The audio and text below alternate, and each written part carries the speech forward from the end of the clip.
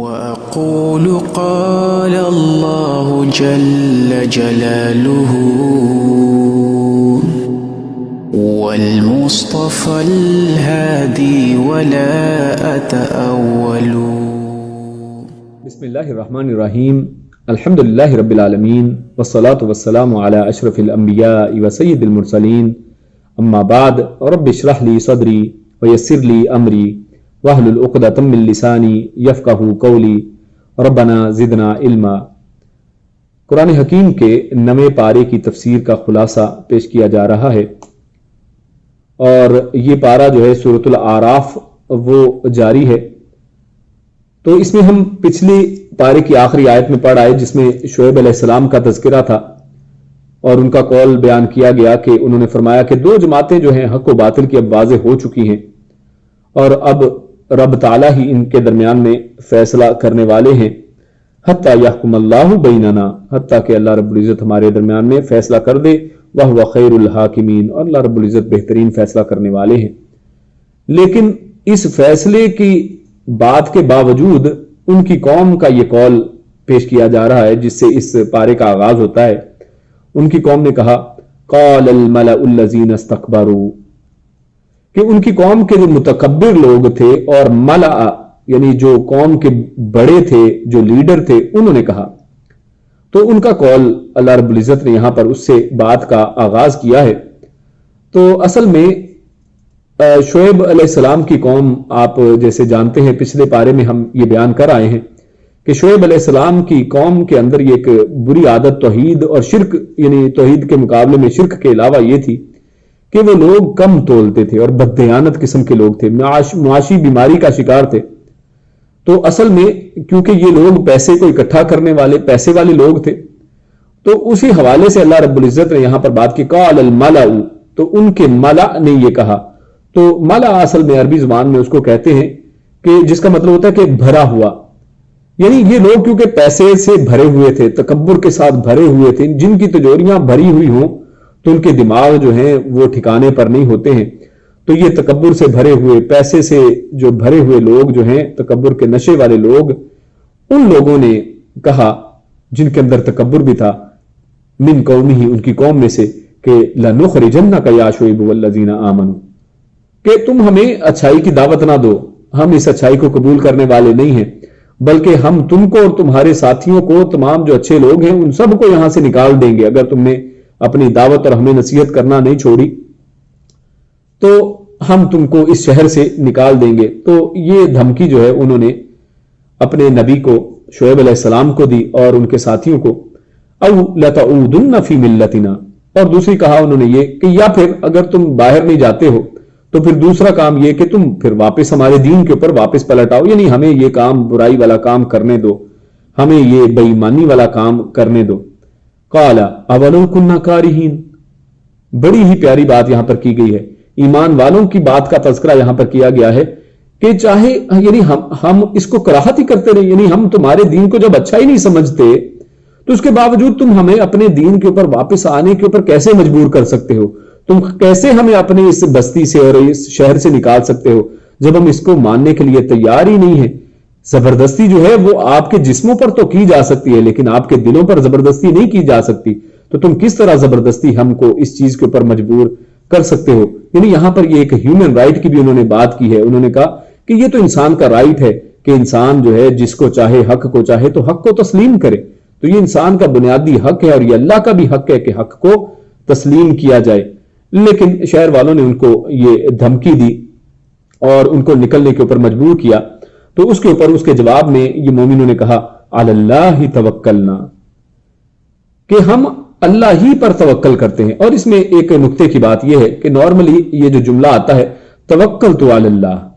کہ میں اللہ کے اوپر توکل کرتا ہوں، لیکن یہاں پر علی اللہ ہی شروع میں لا کر توکل کو بعد میں لایا گیا ہے، یعنی معمول کو مقدم کر دیا گیا ہے، علی اللہ کو شروع میں لے آیا ہے. تو جس سے معنی کے اندر تاکید اور زور، شدت پیدا ہو جاتی ہے. یعنی مطلب یہ کہ ہم اللہ ہی پر بھروسہ کرتے ہیں، یعنی ہمیں تمہاری ان دھمکیوں کے ساتھ کوئی ڈرنے کی ضرورت نہیں ہے، ہمارا بھروسہ تو اللہ کے اوپر ہے. اور اگر تمہیں اپنے پیسے اور طاقت اور اقتدار پر بھروسہ ہے تو ہم جو ہیں اللہ رب العزت کے اوپر بھروسہ کرنے والے ہیں. تم اپنی چیزوں کے اوپر، اس دنیاوی جو ساز و سامان کے اوپر بھروسہ کرو، ہم تو اللہ کے اوپر بھروسہ کرنے والے لوگ ہیں. تو اس کے بعد جب ان لوگوں نے ان نیک لوگوں کو یہ دھمکی دی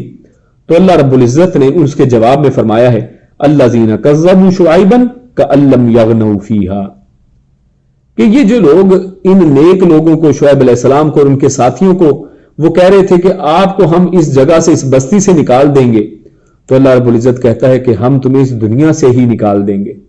فرمایا کأن لم یغنوا فیہا، یعنی اس طرح تمہیں کر دیں گے کہ جیسے یہاں پر تم رہتے ہی نہیں تھے، تم کبھی یہاں پر موجود ہی نہیں تھے، ہم تمہارے نام ہی صفحہ ہستی سے مٹا دیں گے.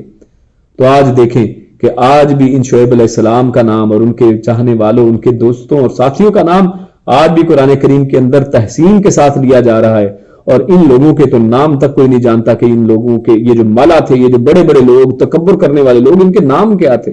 ان کے تو ناموں سے بھی کوئی شخص واقف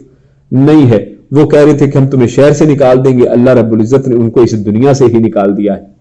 اور پھر اس کے بعد اللہ رب العزت نے ان کی قوم کے اوپر جو ہے عذاب لے کر آئے ہیں، اور اللہ رب العزت نے ان کی قوم کے اوپر اللہ رب العزت نے رجفہ کہہ کر، یعنی ایک زلزلے کا عذاب اللہ رب العزت نے ان کی قوم کو اس سے تباہ کر دیا. اور پھر اس کے بعد اللہ رب العزت نے جو 4 آیتیں جو ہیں، آیت نمبر 96، 97، 98، 99، ان 4 آیتوں کے اندر، پہلی آیت کے اندر ایمان کا تذکرہ کیا ہے اور دوسری آیتوں کے اندر امن کا تذکرہ کیا ہے. یعنی فرمایا وَلَوْ أَنَّ أَهْلَ الْقُرَىٰ آمَنُوا، اور اس کے بعد فرمایا أَفَأَمِنَا أَفَأَمِنُوا فَلَا يَأْمَنَا، یعنی ایک ہی طرح کے 3 الفاظ آمنا اور آمینہ اور یأمنا اور آمینو کا تذکرہ کیا ہے.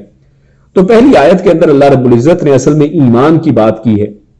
اللہ رب العزت کہتے ہیں وَلَوْ أَنَّ أَهْلَ الْقُرَىٰ آمَنُوا، اگر یہ لوگ بستی والے ایمان لے آتے، وَاتَّقَوْا، تو اور اللہ سے ڈر جاتے، لَفَتَحْنَا عَلَيْهِمْ بَرَكَاتٍ مِّنَ السَّمَاءِ وَالْأَرْضِ، تو اللہ رب العزت ایسے نہیں ہے کہ اللہ رب العزت ان کے اوپر عذاب ڈالتے. اللہ رب العزت ان کے اوپر نیچے سے، زمین اور آسمان سے اللہ ان کے اوپر برکتوں کے دروازے کھول دیتے.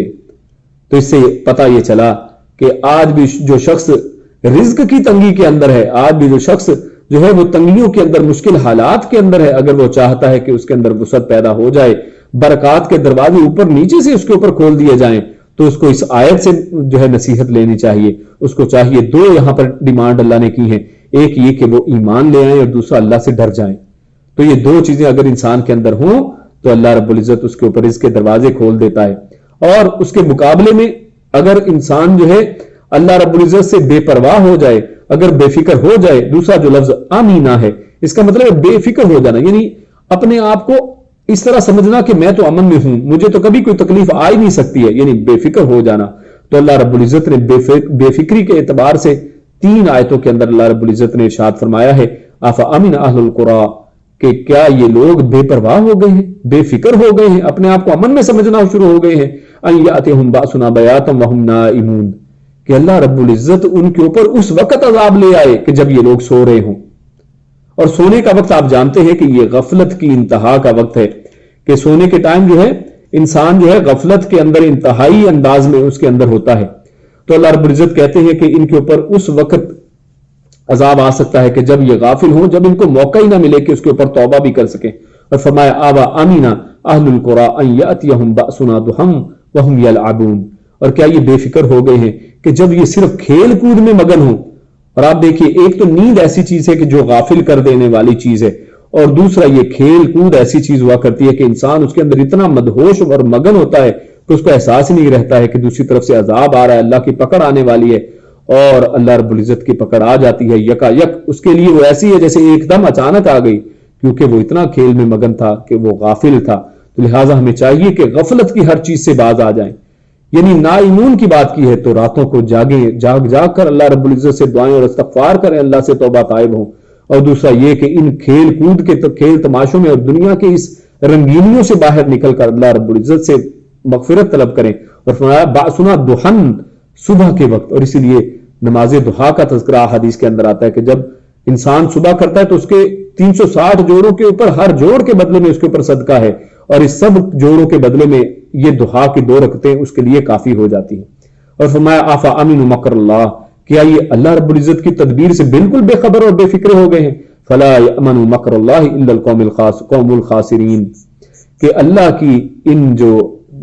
اللہ رب العزت کی تدابیر سے جو بے خبر تو وہی صرف ہوتا ہے جو خسارہ پانے والا ہوتا ہے، جس کے لیے خسارہ لکھ دیا گیا ہوتا ہے۔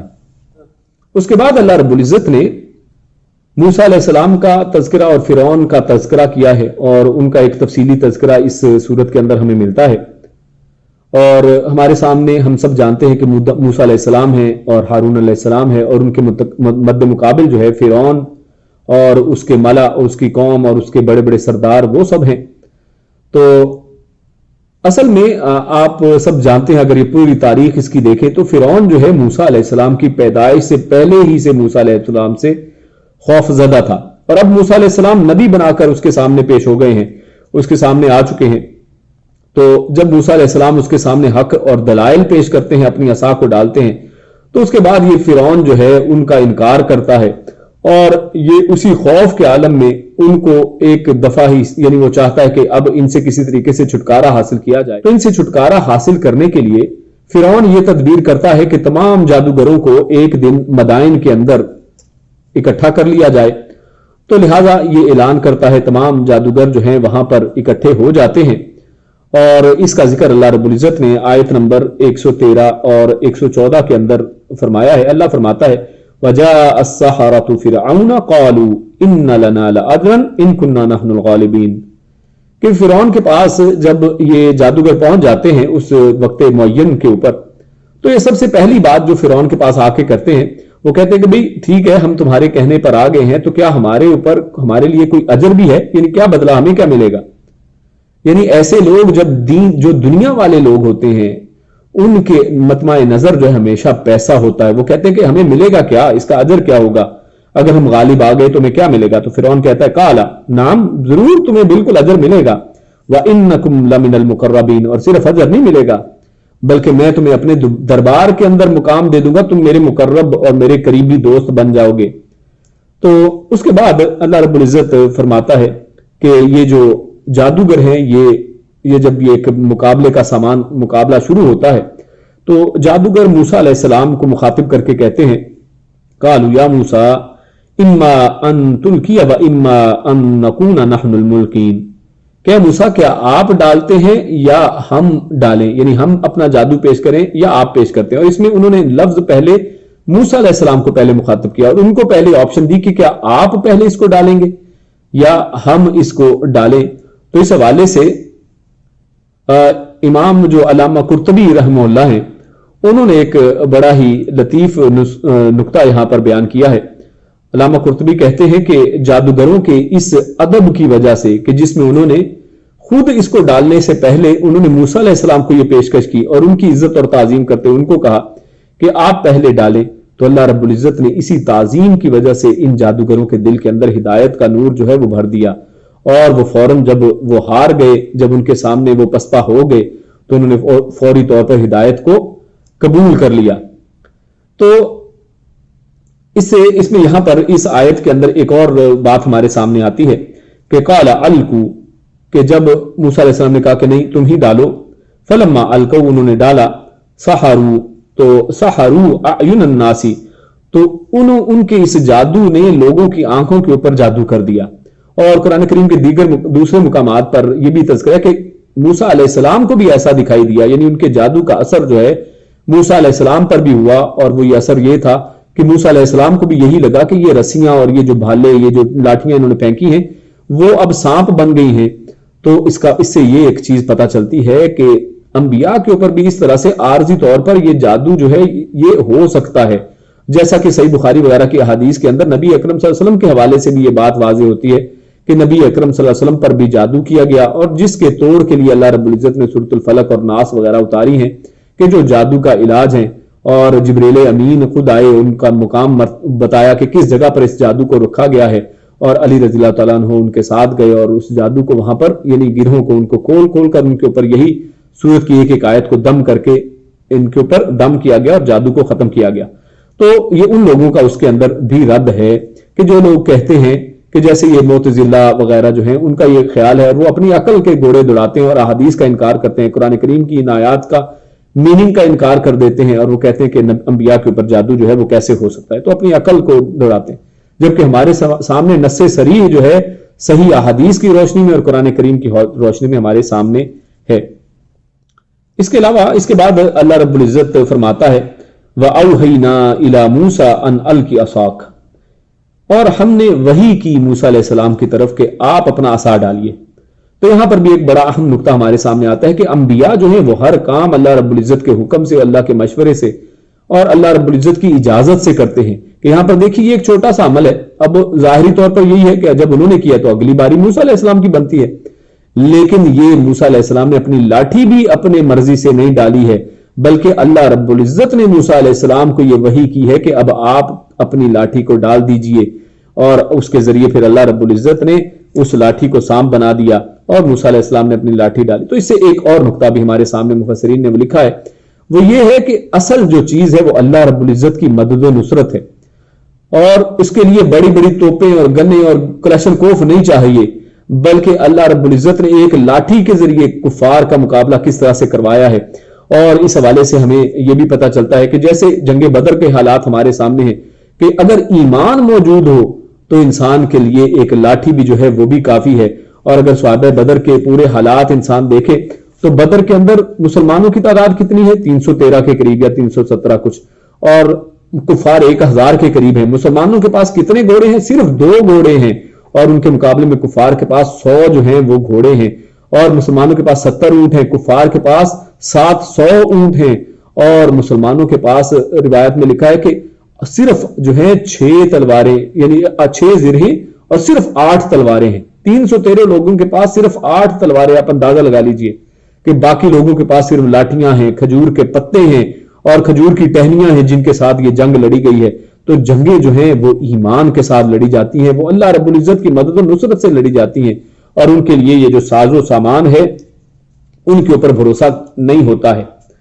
فغلبوا، تو لہذا جب یہ معاملہ سارا ہو گیا اور یہ کفار جو ہے باطل جو ہے وہ ناکام ہوا، تو فغلبوا، اللہ فرماتا ہے تو یہ سب جو ہے فرعون اور اس کی قوم والے ناکام ہو گئے۔ ہنالک، اسی وقت، یعنی ایک ہی لمحہ بس گزرا ہے اور پوری قوم ناکام ہو چکی ہے، کیونکہ ایک اس نے بڑی چال چلی تھی کہ اب تو موسیٰ علیہ السلام کو واضح سب دنیا کے سامنے ہم ذلیل و رسوا کریں گے، لیکن خود ہی ذلیل و رسوا ہو گئے۔ وانقلبوا صاغرین، اور اللہ رب العزت نے اس کی ذلت کا انداز صاغرین کہہ کر، یعنی چھوٹے ہو گئے، اپنے آپ کو بڑا، اور انا ربکم الاعلی کہا کرتا تھا کہ میں تمہارا بڑا رب ہوں، اور اللہ رب العزت کہتا ہے کہ یہ صاغرین، یہ تو چھوٹے چھوٹے بونے ہو گئے، ان کی کوئی اوقات نہیں رہی ہے، اور ان کی اپنی قوم کے سامنے ان کی جگ ہسائی کس طرح بے عزتی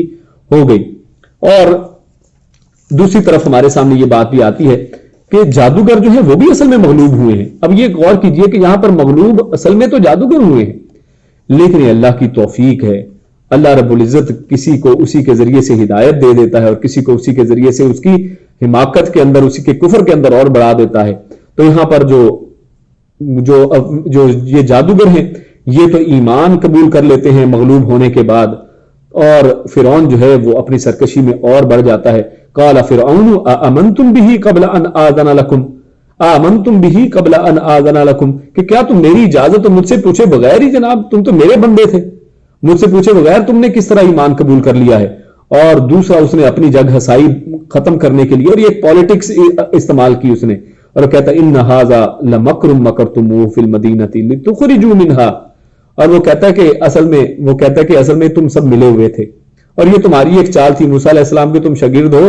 اور یہ جو ہے تم انہی کے ساتھ ملے ہوئے ہو، یہ تم نے مل کے جو سارا کام یہ قصہ کیا ہے۔ اور وہ کہتا ہے، اور ساتھ اپنے لوگوں کو کس طرح سے یہ جو پولیٹیشنز ہوتے ہیں کس طرح لوگوں کی نفسیات سے کھیلتے ہیں، اور اس نے کہا کہ اپنی ہار کو لوگوں کے اوپر کس طرح سے ڈالا جائے، تو اس نے کہا یہ کیا کرتے ہیں، وہ کہتا ہے ھذا لمکر مکرتموہ فی المدینہ لتخرجوا منہا اہلہا، تاکہ تم اس کے لوگوں کو اس سے یعنی مدینہ بدر کر دو، تم اس شہر کے رہنے والوں کو شہر سے نکالنا چاہتے ہو، یعنی شہر والوں کے جو نفسیات کو، ان کی جو ہے ان کی حمیت کو بھی ابھارنے کی اس نے کوشش کی ہے تاکہ سب لوگ ان کے خلاف ہو جائیں۔ تو اور اس کے بعد انہوں نے اس نے پھر دوسرا پینترا بدلا اور کہا لأقطعن أيديكم، کہ میں تمہارے ہاتھ کاٹ دوں گا، وأرجلكم، اور تمہارے پاؤں کاٹ دوں گا، من خلاف، الٹی سمت سے، یعنی انسان کی الٹی سمت سے اگر دونوں ہاتھ اور پاؤں کاٹ دیے تو وہ انسان چلنے کے قابل ہی رہ سکتا ہے، وہ بیلنس نہیں کر سکتا ہے۔ تو یہ سزاؤں میں سے بہت بڑی سزا ہے۔ ثم لأصلبنکم اجمعین، اور صرف اتنا ہی نہیں، اپنے ظلم و ستم کا وہ کہتا ہے کہ ادھر ہی ختم نہیں کروں گا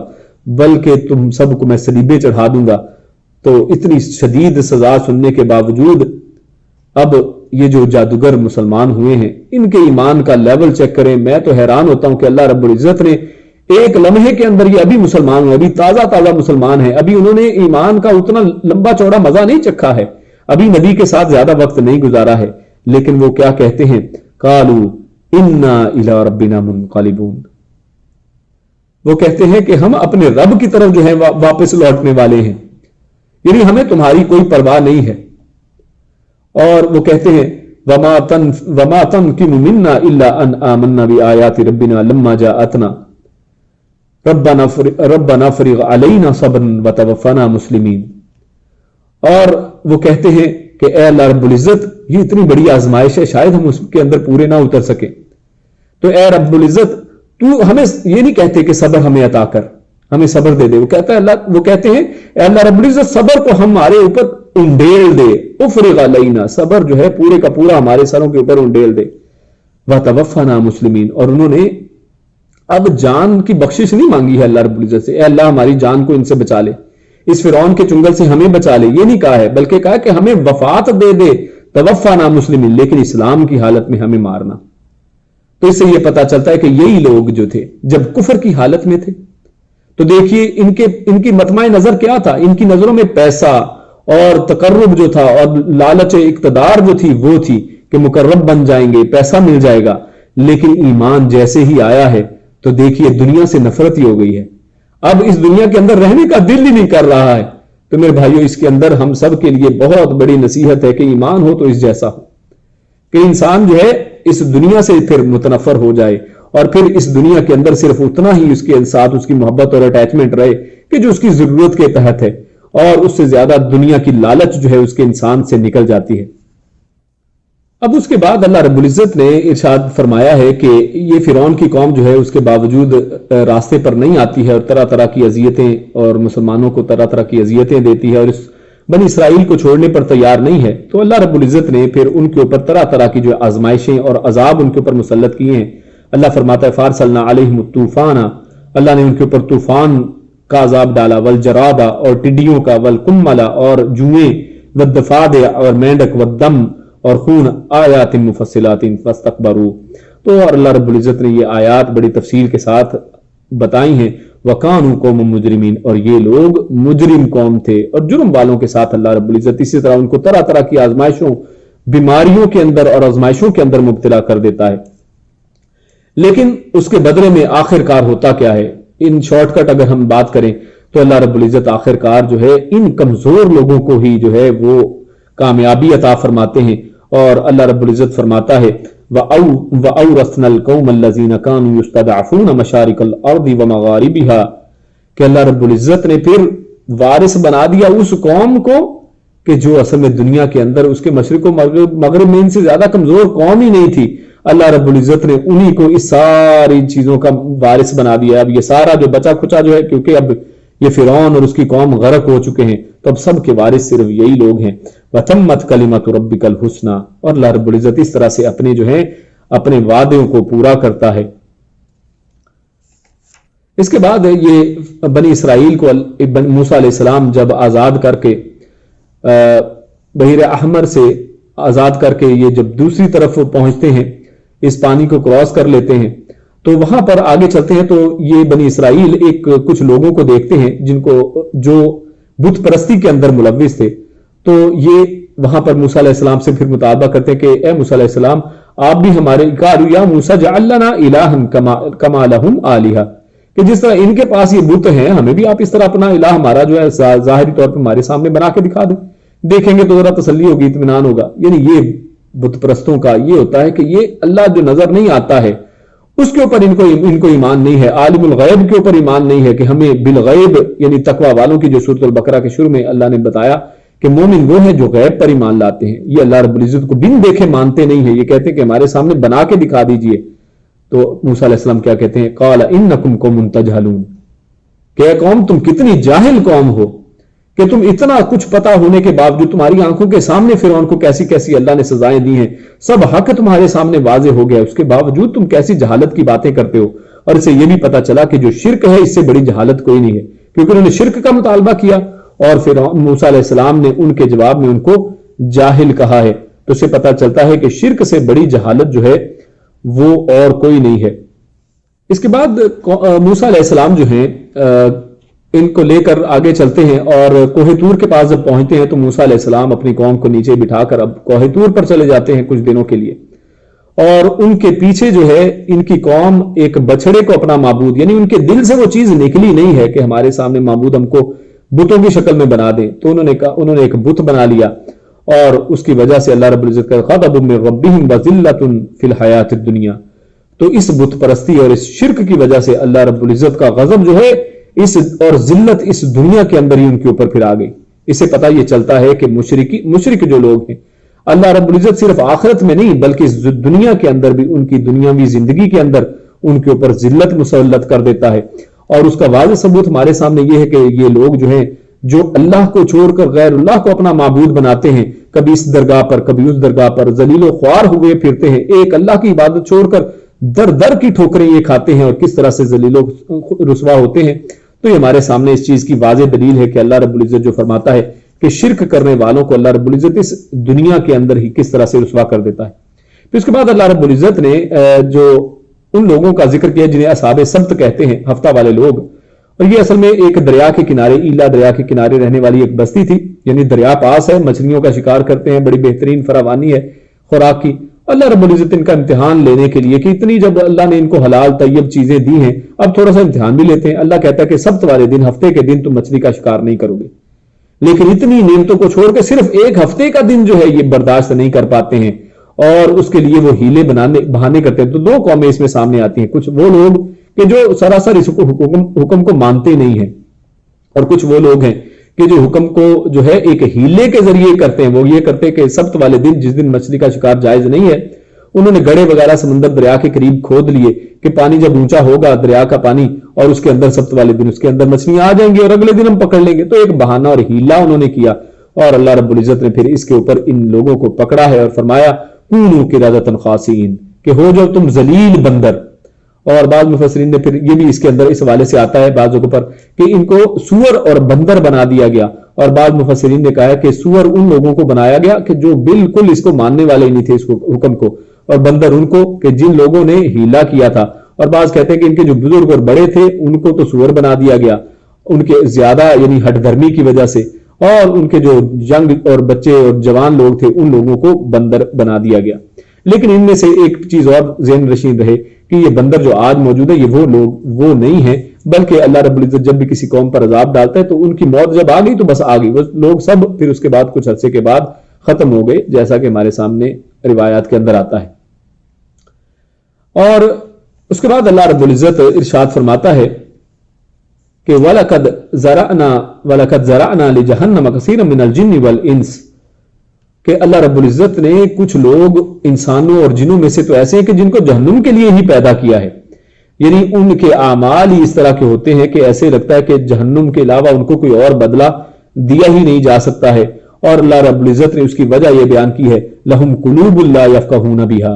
کہ ان کے دل اصل میں ایسے ہیں کہ جو سمجھتے ہی نہیں ہیں، یعنی ان کے سامنے پوری قرآن و حدیث کی باتیں آتی ہیں سمجھنے کو ہی نہیں آتے۔ وَلَهُمْ أَعْيُنٌ لَا يُبْصِرُونَ بِهَا، کیونکہ ان کی آنکھیں ہیں لیکن اس سے دیکھتے ہی نہیں ہیں۔ وَلَهُمْ آذَانٌ لَا يَسْمَعُونَ بِهَا، اور ان کے کان ہیں لیکن سنتے ہی نہیں ہیں۔ یعنی کیا مطلب ہے کہ اصل میں آنکھیں ہیں، اپنی آنکھوں کے سامنے لوگوں کے اوپر عذاب آتا دیکھتے ہیں، ان کو حالات برے میں دیکھتے ہیں کہ اللہ کس طرح آزمائش میں ڈالتا ہے، لیکن اس سے کوئی نصیحت نہیں پکڑتے ہیں، اور اسی طرح سنتے ہیں ایسی ایسی باتیں کہ اللہ رب العزت کی پکڑ کیسی کیسی تھی، لیکن اس کے باوجود اس پر کان نہیں دھرتے ہیں۔ تو اللہ رب العزت نے ان کے بارے میں پھر بڑی ایک سخت بات کی۔ اللہ فرماتا ہے اولئک کالانعام بل هم اضل، کہ اصل میں یہی وہ لوگ ہیں جو اصل میں چوپائے جانوروں کی طرح ہیں، بلکہ صرف جانور ہی نہیں بل هم اضل، بلکہ ان سے بھی زیادہ گرے گزرے ہیں، ان سے بھی زیادہ گمراہ ہیں۔ اولئک هم الغافلون، اور یہی وہ لوگ ہیں جو اصل میں غافل ہیں۔ تو جو آج جو ہمارے لوگ ہیں، ہم لوگوں کے اندر، آج ہماری امتوں کے اندر جو لوگ غفلت کی عالم میں ہیں، اذان ہو رہی ہے کوئی مسجد میں جانے والا نہیں ہے، کوئی اپنے کاروبار میں بزی ہے، کوئی دکان کھول کے بیٹھا ہے، کوئی اپنی خریداری کے لیے آیا ہوا ہے، کسی کو توفیق نہیں ہے کہ وہ مسجد کی طرف جائے، تو یہ وہی کان ہیں جو سنتے نہیں ہیں۔ ان کے سامنے قرآن و حدیث کی باتیں کی جاتی ہیں، شرک سے بچانے کی باتیں کی جاتی ہیں، ان کو سنتے نہیں ہیں۔ تو اصل میں یہ ایسے ہی لوگوں کا اصل میں تذکرہ اللہ رب العزت فرماتے ہیں۔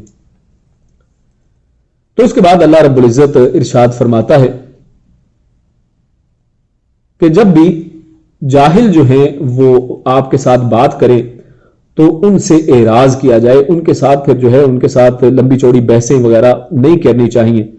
اور ان بے وقوف جو لوگ ہیں، جو جاہل قسم کے لوگ ہیں، ان کی بات کا جواب نہیں دینا چاہیے۔ اللہ فرماتا ہے خذ العفو وامر بالعرف واعرض عن الجاہلین، کہ ان سے یعنی ان سے درگزر ہی کیا جائے اور ان کی باتوں کے اندر زیادہ دھیان نہ دیا جائے، ان جاہلوں کے ساتھ زیادہ منہ ماری نہ کی جائے۔ اور اس کے بعد فرمایا وَإِمَّا يَنزَغَنَّكَ مِنَ الشَّيْطَانِ نَزْغٌ فَاسْتَعِذْ بِاللَّهِ، اور جب شیطان تمہیں کسی چیز کے اوپر اکسانا چاہے، بہکانا چاہے، تو اعوذ باللہ من الشیطان الرجیم جو ہے وہ کہہ لینا چاہیے، اس کو کہہ لیا جائے۔ اور پھر اس کے بعد اللہ رب العزت فرماتا ہے وَإِذَا قُرِئَ الْقُرْآنُ فَاسْتَمِعُوا لَهُ وَأَنصِتُوا لَعَلَّكُمْ تُرْحَمُونَ، کہ جب قرآن کریم تمہارے سامنے پڑھا جائے تو فَاسْتَمِعُوا لَهُ، تو اس کے لیے تمہیں چاہیے کہ بالکل خاموش رہو، اس کو خاموشی کے ساتھ سنو۔ وَأَنصِتُوا، اور یعنی فَاسْتَمِعُوا، تو لہذا اس کو غور سے سنو اور کان لگا کر سنو اور خاموش رہو۔ انصتوا، خاموشی اختیار کرو۔ تو لعلکم ترحمون، تاکہ تم پر رحم کیا جائے۔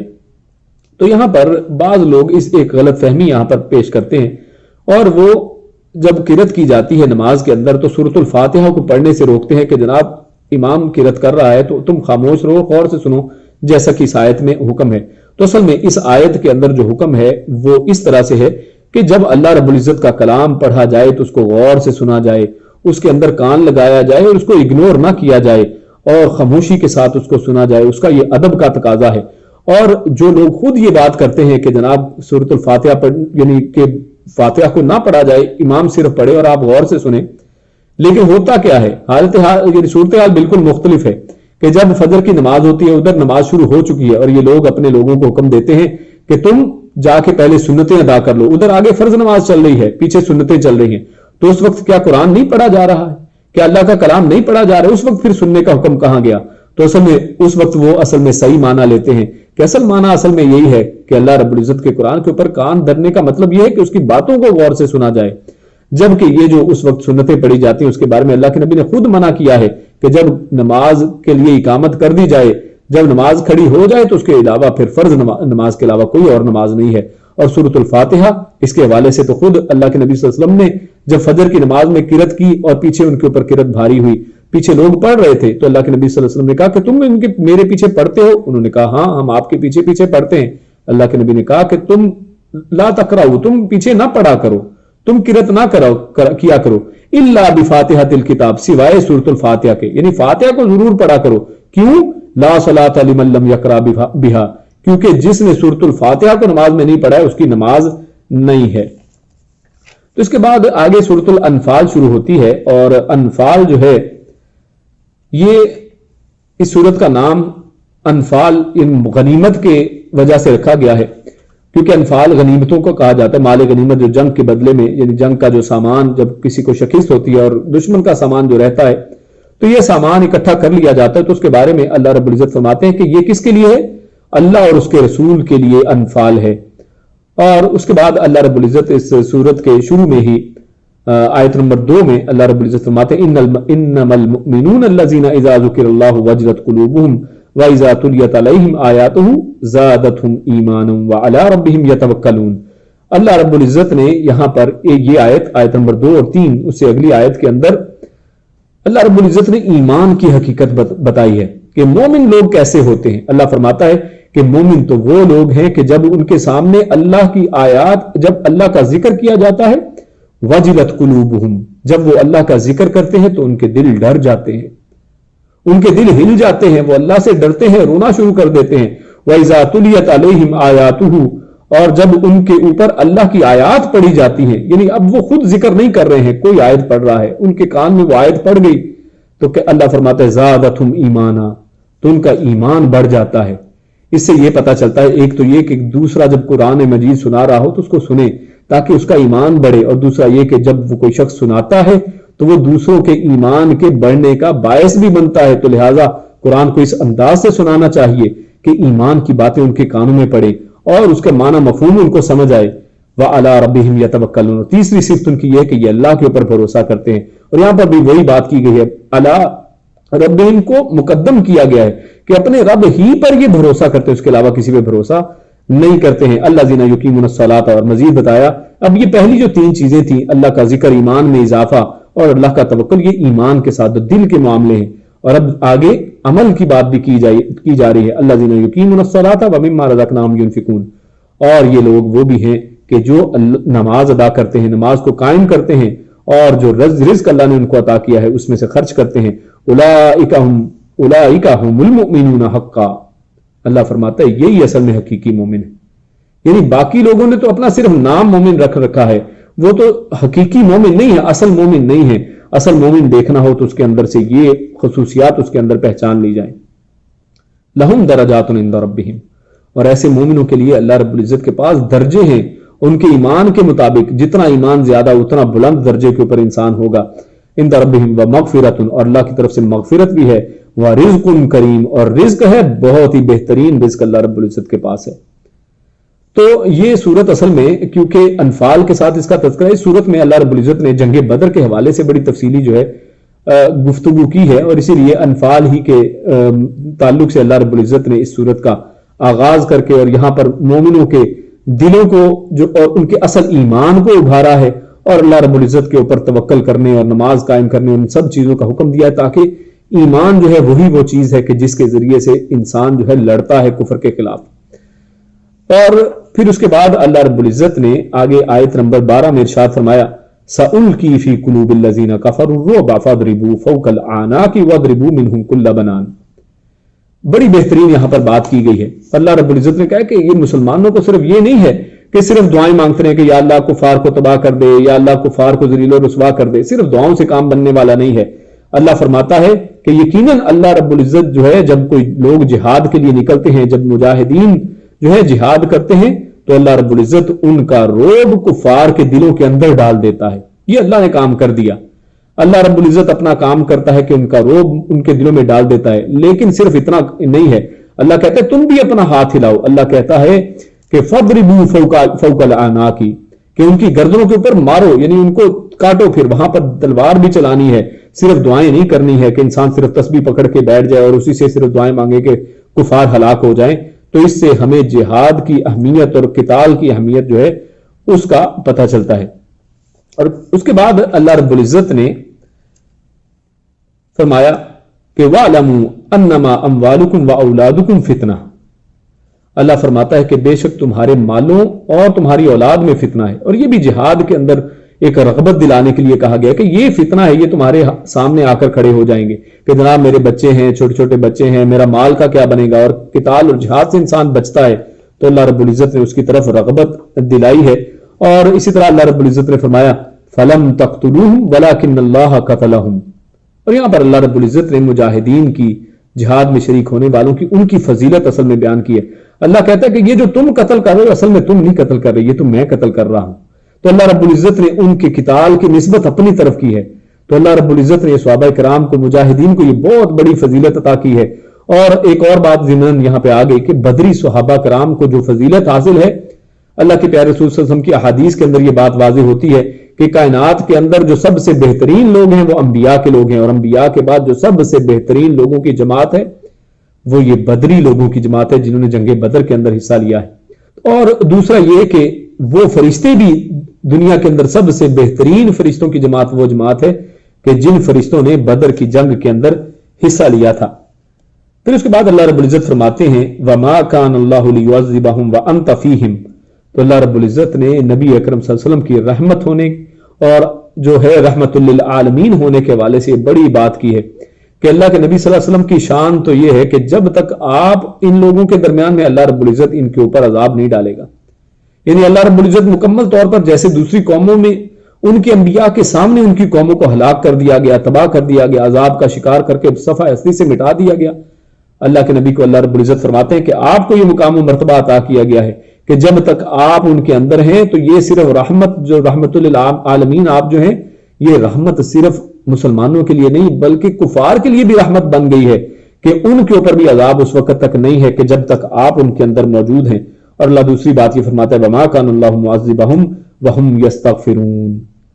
کہ جب تک یہ استغفار کرتے رہیں تو اللہ رب العزت ان کو عذاب دینے والا نہیں ہے۔ تو اس سے پتہ چلتا ہے کہ انسان اگر اپنے آپ کو اللہ کے عذاب سے بچانا چاہتا ہے، آج دیکھیے یہ کورونا کی شکل میں کتنا بڑا عذاب جو ہے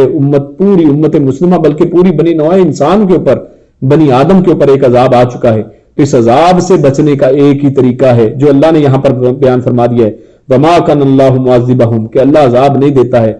جب تک کہ انسان استغفار کے اندر اپنے آپ کو مصروف رکھتا ہے۔ تو ہمیں چاہیے کہ استغفار کو پکڑ لے اور اپنے آپ کو اسی کے ذریعے بچائیں۔ اللہ فرماتا ہے